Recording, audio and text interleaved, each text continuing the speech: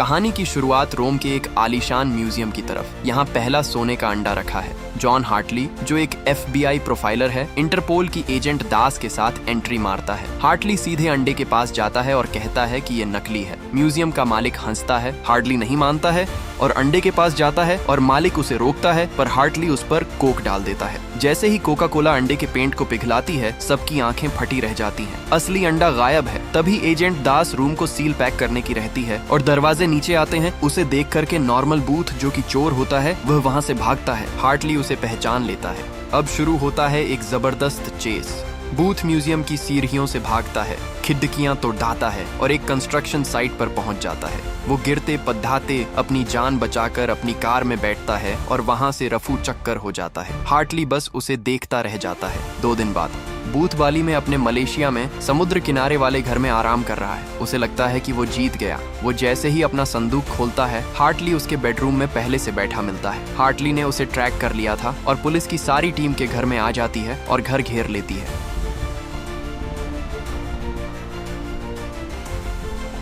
अंडा जब्त हो जाता है, लेकिन उसके चेहरे पर कोई दुख नहीं था। शायद उसको पहले से पता था। क्या आपको लगा था कि हार्टली इतनी जल्दी बूथ को पकड़ DDH लेगा? असली खेल तो अब शुरू होगा। तभी वहाँ द बिशप की एंट्री होती है। वो एक पुलिस ऑफिसर बनकर आती है। वो हार्टली को बातों में उलझाती है और मौका देखकर अंडा बदल देती है। इतना ही नहीं, वो एजेंट दास को ऐसे सबूत देती है जिससे लगता है कि हार्टली खुद एक चोर है। तभी एजेंट दास हार्टली के पास जाती है और उसे रहती है कि यह अंडा नकली है, और फिर वहाँ हार्टली और बूथ दोनों को गिरफ्तार करके रूस की एक खतरनाक जेल में डाल दिया जाता है। जेल बर्फ गिर रही है। चारों तरफ ऊंची दीवारें हैं। हार्टली और बूथ एक ही सेल में बंद हैं। बूथ लगातार बकवास कर रहा है, हमें पार्टनर बन जाना चाहिए। हार्टली मना करता है, पर जब बिशप जेल में आकर उन्हें चिढ़ाती है और कहती है कि वो दूसरा अंडा चुराने स्पेन जा रही है, तो हार्टली समझ जाता है कि उसे बूथ की मदद चाहिए। बूथ जेल से भागने का मास्टर प्लान बनाता है। वो जेल के कैदियों में दंगा करवाता है। जब सब पुलिस वाले व्यस्त होते हैं, वो दोनों एक वॉच टावर पर CRH जाते हैं। बूथ एक रॉकेट लॉन्चर चलाता है। दीवार UDDH जाती है और वो एक पुलिस हेलीकॉप्टर चुराकर आसमान में UDDH जाते हैं।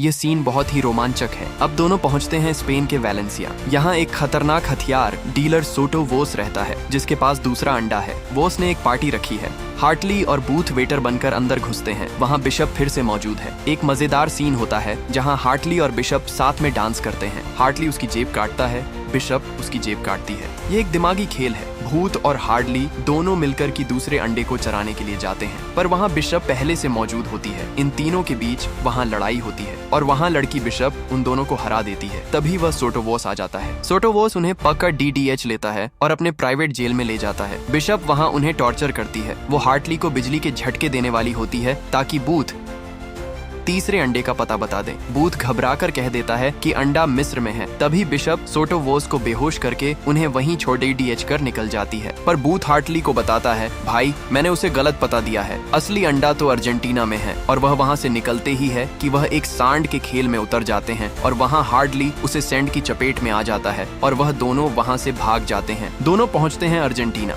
यहाँ बूथ अपने पिता की पुरानी घड़ी निकालता है, जो असल में एक मैप है। जंगल के बीच उन्हें एक गुप्त रास्ता मिलता है जो उन्हें एक भूमिगत बंकर में ले जाता है। ये बंकर नाजियों ने बनाया था। अंदर का नजारा देखकर दर्शक दंग रह जाएंगे। वहाँ हजारों सोने की ईंटें, पुरानी मर्सिडीज कारें और कलाकृतियां भरी पगडंडी हैं। एक बक्से के अंदर उन्हें तीसरा अंडा मिल जाता है, लेकिन जैसे ही वो बाहर निकलने वाले होते हैं, बिशप वहाँ बंदूक ताने खददी मिलती है। उसने बूथ की घड़ी को ट्रैक कर लिया था। तभी इंटरपोल की पुलिस भी वहाँ आ जाती है। अब शुरू होता है सबसे बद्दा एक्शन सीन। तीनों एक पुरानी कार में बैठते हैं और सुरंगों के अंदर रेस शुरू होती है। गोलियां चल रही हैं, दीवारें गिर रही हैं।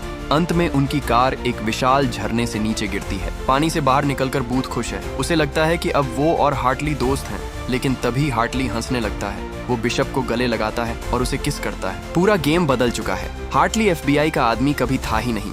वो और बिशप असल में रेड नोटिस के 2 सबसे बड़े पार्टनर और प्रेमी हैं। उन्होंने बूथ का इस्तेमाल सिर्फ इसलिए किया ताकि वो तीसरे अंडे तक पहुंच सकें। वो बूथ को एक पेडिएस्ट से बांधकर छोड़ देते हैं और तीनों अंडे लेकर अरबपति के पास पहुंचते हैं। वो उन अंडों को $300 मिलियन में बेच देते हैं। 6 महीने बाद हार्टली और बिशप एक समुद्र में अपनी लग्जरी नाव पर ऐश कर रहे हैं। तभी वहाँ बूथ चुपके से आ जाता है। वो कहता है, मैंने इंटरपोल को तुम्हारे बैंक अकाउंट्स की खबर दे दी है।